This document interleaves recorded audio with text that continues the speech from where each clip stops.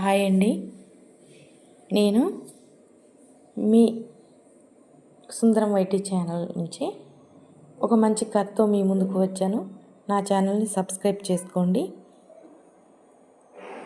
నేను ఒక కథతో మీ ముందుకు వచ్చాను. కథ పేరు ఇదే నా ప్రేమ.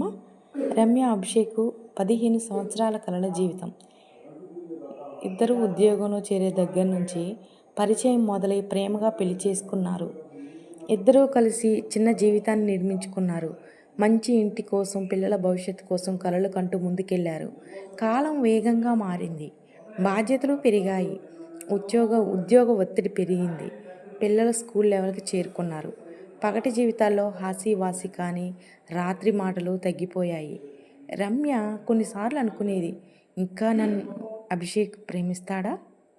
ఒకరోజు రమ్యకి తీవ్ర జ్వరం వచ్చింది.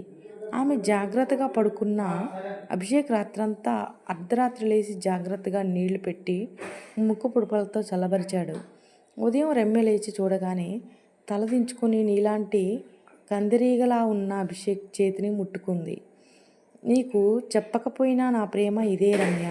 నీకు తక్కువ కావాలని అనిపిస్తే ఒక్కసారి నా హృదయంలోకి చూసుకో. రమ్య కన్నీళ్లతో నవ్వింది. ఇప్పటికీ నీవే నా ప్రపంచం అంది ఆమె.